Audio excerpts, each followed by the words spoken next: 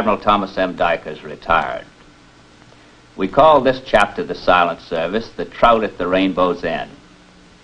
It deals with one of the few submarine exploits which the Navy Department allowed to be publicized during the war, because after the fall of Corregidor, it could hurt no one. Many of you may know the bare bones of this story, but very few people know why the USS Trout accomplished what it did. You and I are going to join her crew, the easy way, from a comfortable chair. Let's get underway.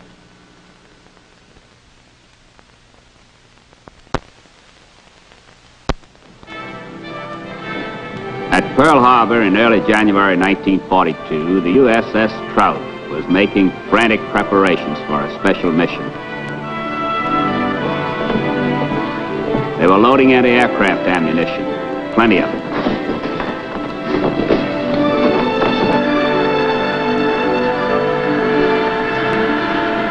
All of her extra torpedoes had been removed to make room for it. The only fish she carried were in the torpedo tubes. Even a rugged old girl like this needs her protection. Hey, Marshal, it's getting around chow time. Maybe I better knock off and light off that galley. What do you mean, light off the galley? You know the exec ordered cold chow for lunch? Yeah, I know. I'll tell you when to knock off. This is a rotten job for a ship's cook.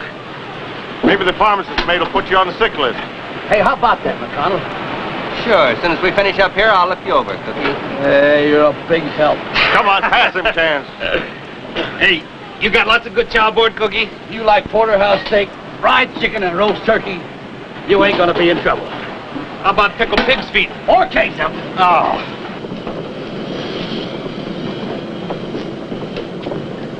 Hey, remind me when we get back, Cookie. I want to marry you. Yeah. Come on, quit thinking of your bellies and think of those dudes that need this high-flying ammunition. Where are we going to unload it, Chief? Now, the captain hasn't confided in me yet, Sonny. But I'll give you two guesses. Who do you think needs it the most? You mean Corregidor? That's right. Hey, you really think we don't care about them guys? What kind of lugs you think we are? Just the ordinary kind, Cookie. Kind that needs a little reminder every once in a while. You know, he ain't such a bad guy. Oh, yeah. When he ain't breaking your back. Stewart, tell Mr. Clark, Mr. Gunn, and Mr. Hoffinger want to see them in the wardroom right away. Aye, aye, Captain.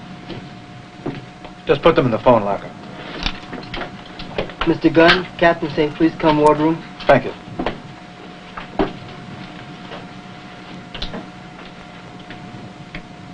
Mr. Clark, Captain say please come wardroom. Well, thanks. I'll be there right away. Here's the latest chart of the minefield off Corregidor. Better keep that locked up until we get underway. This chart is 6 months old, Captain. Well, it's the latest available. The Army says they have no information to indicate that this channel through the minefield has been changed. They're going to check by radio. The way things are going out there, they have no way of knowing from one day to the next where anything's going to be. Well, this is going to be a tricky channel to get through on a dark night with everything blacked out. Al, I ask you to come in for one more check on the deballasting. You satisfied with it now? It's all okay now, Captain. The base has removed 20 tons of lead blocks from around the keel. It'll just about compensate for the weight of this ammunition. I want to carry every round that we can get aboard. Get rid of more lead if necessary. Captain, what do we do about ballast after we unload this stuff at Corregidor? Yeah, it'll be 20 tons light, too light to dive. I know it. Let's deliver the goods first, and then we'll worry about ballast later. Right now, I'm interested in ammo. Yes, sir. We're cramming it in. We're putting it in the passageways, lashing it to the overhead. We're even putting the small arm stuff in your personal lockers. Nobody minds, I hope. Nice going, Fritz. Just don't cover up my toothbrush, will you? How soon do you have it all aboard? We'll have it down the hatches and secured for sea by midnight. Good. And I'll tell the Admiral we'll be ready to get underway tomorrow.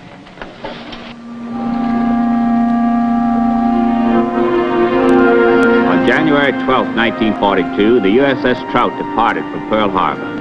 She was a floating keg of dynamite.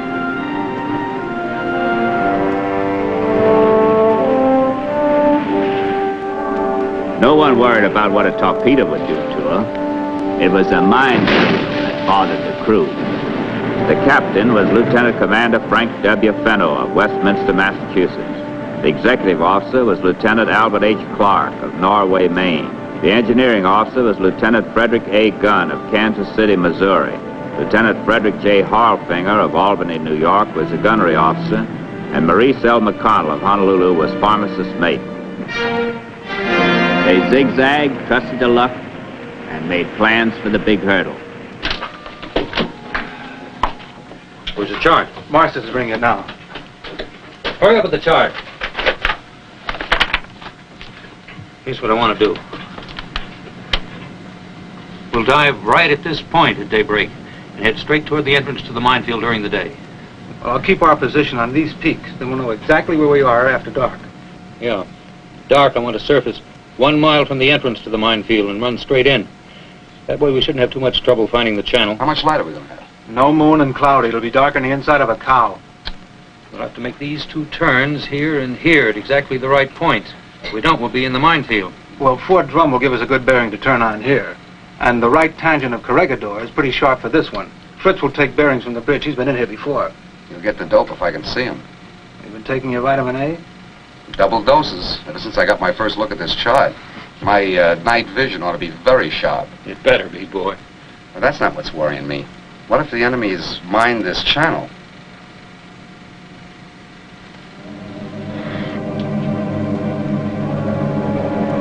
Sure taking a pounding on the rock.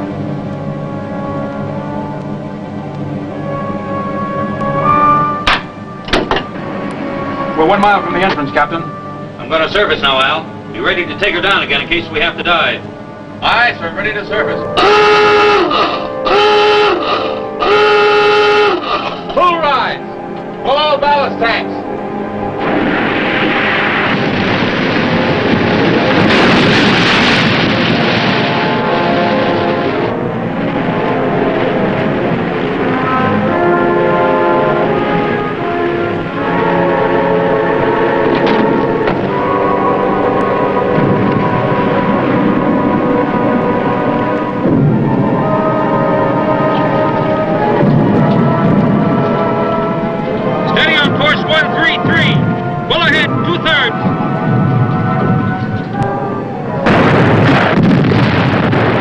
That up, we won't have any trouble finding Fort Drum.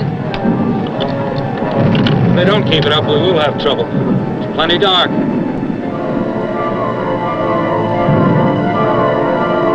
Tell the captain we're entering the channel in the minefield right now. Bridge, we're entering the channel now. Very well. Steer a steady course. Steady course, helmsman. Steady on 133.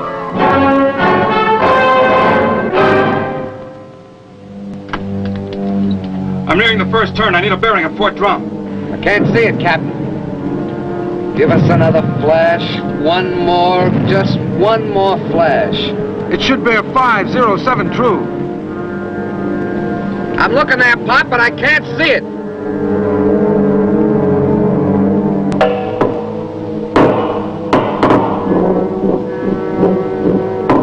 There's a mine bounty down the hull. Wait a minute, Fritz, I think I see it.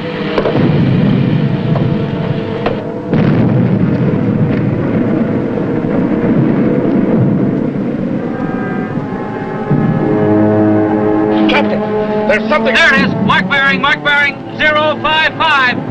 Turn right to 180. Now! Right, full rudder. Steady on course 180. Captain, don't bother us now, Monsters. Go on down below.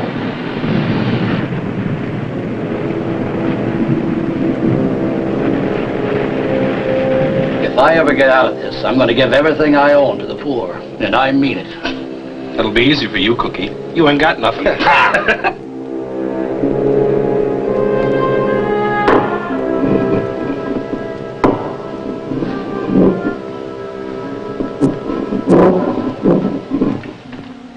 I'm with you, Cookie.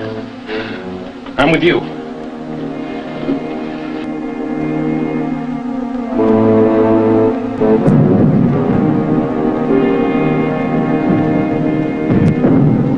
Bearings coming, Fritz. 101. 100. Captain. 099 on the bearing. Left full rudder, steady on course 120.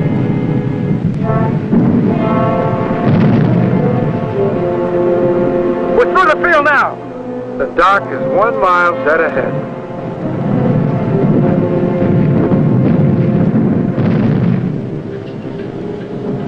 Let's confess, Fritz. For a while there, I had my doubts. Oh, what was it you wanted to tell me, Marsters? 2 mines just bumped down the hull. Uh-oh. What? Well, I tried to tell you, Captain.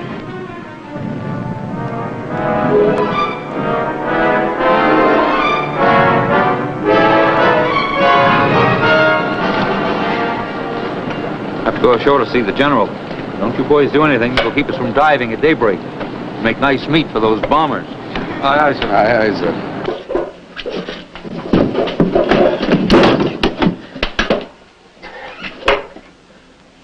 Better get him something to eat, Cookie. These guys are starving. Yeah, you're right. How you doing, Al? Maybe good, maybe bad. We got some fuel oil. Marshall swam over to a second barge and hooked up the oil line. Swam over? Yeah, it was a great piece of work, but I got problems. When we get this ammunition off, the ship's going to be too light to dive. So let's get those sandbags we were talking about. 20 tons of them. I'll fix that. You come with me, McConnell. I know this island like a book. Here you are, Bub. Here's a canned ham. Here's one for you. Eat hearty. Here you go. Live it up. Here, buddy, you take this roast.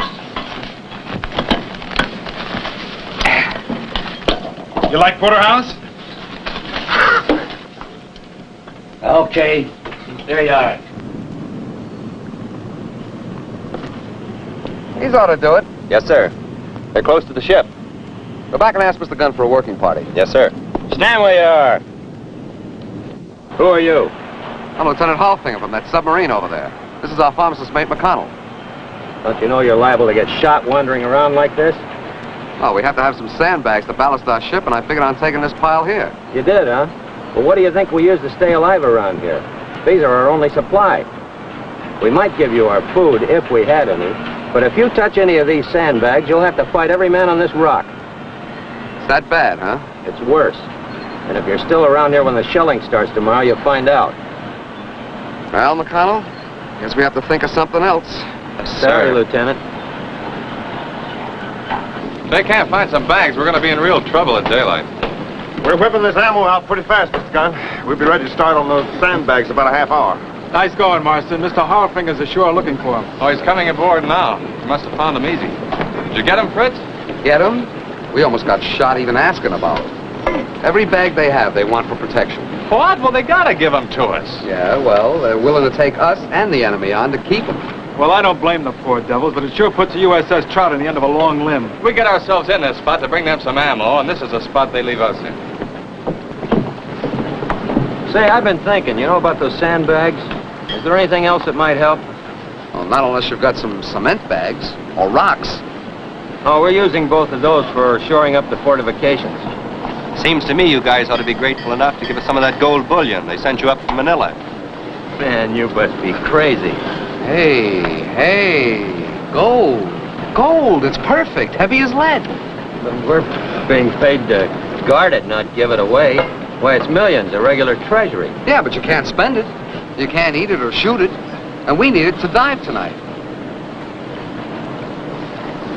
I'm afraid the general wouldn't. Say, how much do you need? 20 tons. 20 tons will do it. Well, I think there's 2 tons of gold bullion and more than 18 tons of silver pesos. Plenty of silver. What are we waiting for? Let's go talk to the general. Oh, all right, but it wasn't my idea. Nice going, McConnell. Hey, this wasn't my idea. I was just kidding, Mr. Harlfinger. This is your idea. This is the last of it. Tell the rest of them upstairs that's all I can give them. If I get many more, we'd starve to death before we got back to Pearl. Besides, I've got a lot of work to do. Kill a few of them for me, huh? Here, you guys take this turkey, huh?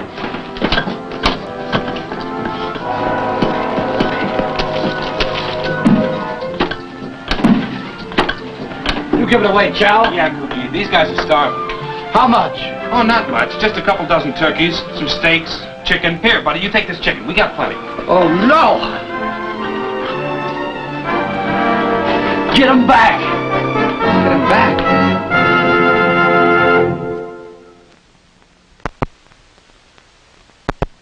All right, stack them right here, fellas. We haven't got room for the boxes below.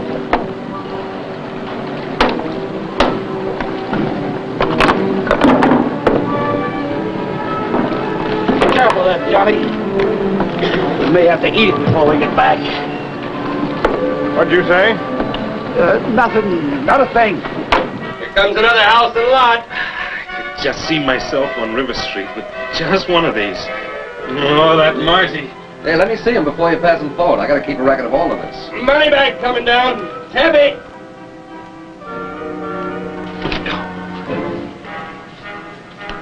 Here comes a bundle of old papers. Old papers? What kind of ballast do they call this? Bank of the Philippines, United States government bonds, par value $3,500,000. Oh, they're sending us everything. There's the coming. All right, fellas, come on, snap it up. Let's get this stuff. Oh, we're running out of room, sir. Every compartment is loaded. Well, there's not much more in the truck. This is the last load. Oh, here comes the captain. The general thinks this is a good idea. There must be $1 billion here. Billion, 10 billion. Right now it all looks like ballast to me. How long before it's all loaded? Another 20 minutes ought to do it. You all set, Al? Top with fuel, ready to go at any time. Let's get out of here.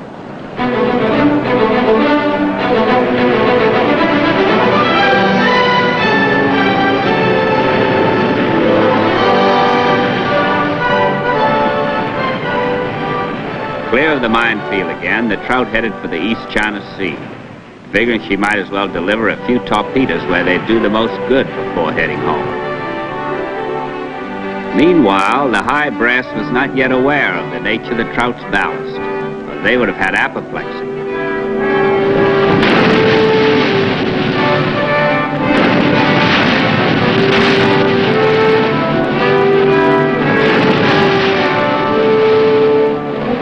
Between enemy contacts, Las Vegas was just penny ante. I'll bet 100. Here's your 100. And up you 2. What's the matter, Cookie? You broke? Are you kidding? It's the first game I've ever been in where every nickel I had wasn't showing. I haven't had time to consult my broker, but 100 shares of Asiatic Petroleum should cover the bet. Wait a minute, I think I got some of that. There's your 200, and I'll raise your 5.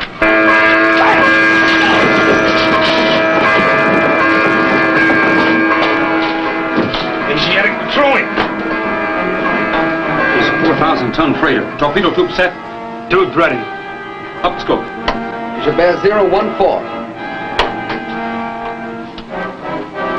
There she is. Mark bearing. Bearing 011. Set. Fire!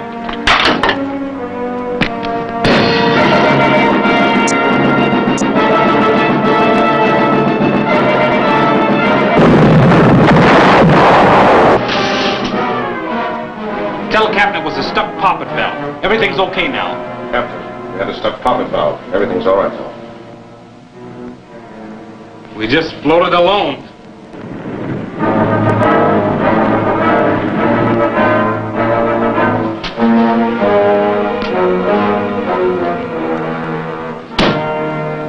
It's one thing you're good for.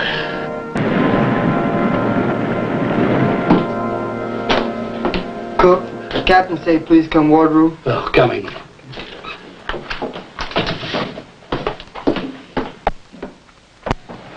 You sent for me, Captain? Sure did. What's the matter in the galley? Since when is bread and gravy and cherries a meal? Well, Captain, I guess I'll have to tell you. I'm in a bind. When I saw those poor devils over on Corregidor, I just couldn't help but give them something to eat. You felt the same way, too, didn't you, Captain? Sure, nobody blames you for that, but how much did you give them? Well, sir, I knew how much we had. I figured it wouldn't hurt us to tighten our belts a little bit. And then I find out that Crespo's up forward doing the same thing. Captain, we're practically out of chow. What? Captain, here's an urgent dispatch from the force commander. State Department strongly objects risking your ballast. Depart area for Pearl at best possible speed. How do you like that, worrying about money at a time like this? Oh, well, at least we'll be eating better in about 10 days. And in the meanwhile, Captain, I hope you like bread and gravy.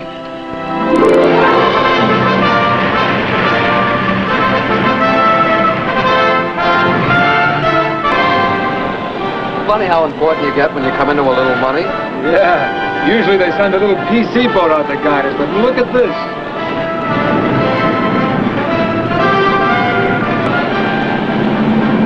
look at that.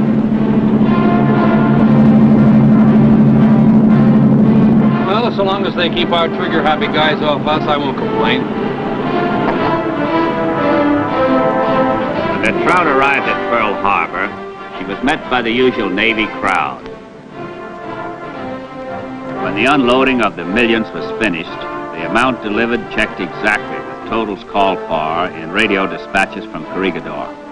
The paperwork was signed and completed, and the crew of the Trout went off to the Royal Hawaiian Hotel for 2 weeks of well-earned rest.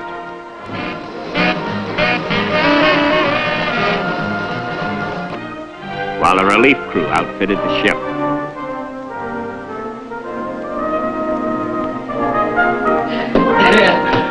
They had some leave, what it, boy? Yeah. It's going to take me this whole next patrol to recuperate. Say, I didn't see you with Margie. What happened to her? Did she go back to the States? No, she found some chief off the Redfin. He makes a little more dough, you know. Yeah, dames are all alike. Find a guy that makes the most dough and... Well, we can't keep it on board. What are we supposed to do with it?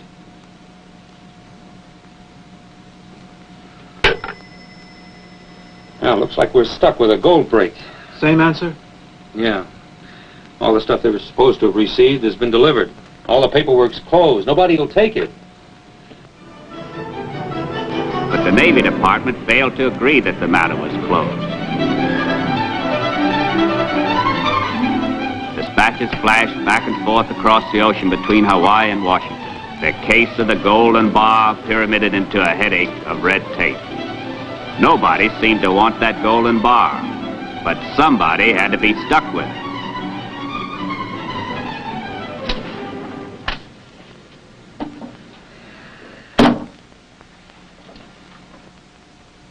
Well, Captain, they finally found a goat. Huh? There's a cruiser leaving tonight for the West Coast. We are authorized to turn over this gold brick to her supply officer, and he will take it from there. You don't say. It's all yours, Fritz. And the supply officer doesn't even know about this yet. Just get it out of here.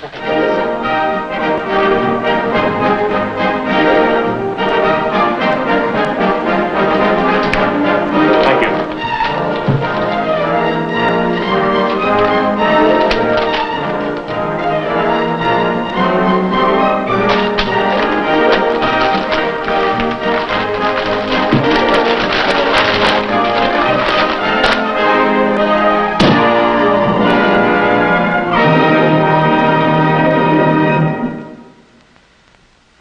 I'll be back in a moment with our special guest.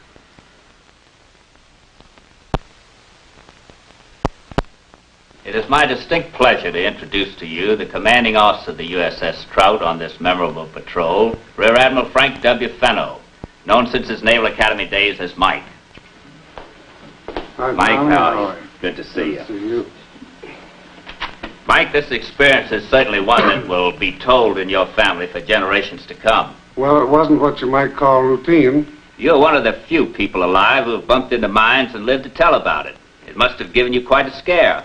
On the bridge, we were so busy trying to navigate through the channel in the minefield that we didn't realize we'd hit anything. All I can say is that the shock of finding out about it later was bad enough. How did it feel to be up to your elbows in gold? In one way, it felt mighty good. It made wonderful ballast when we really needed it. Otherwise, it was a real headache. Well, Mike, you've had a truly remarkable experience. It's a real honor to have had you with us. Good to be here, Tommy. Well, thank you. I regret to say that the USS Trout was lost later in the war. Some of those who made the patrol you have just seen went down with her. Among them was Lieutenant Commander A.H. Clark, our engineering officer, who was then her skipper. I hope that you will come aboard with us again when the Silent Service brings you another outstanding submarine story.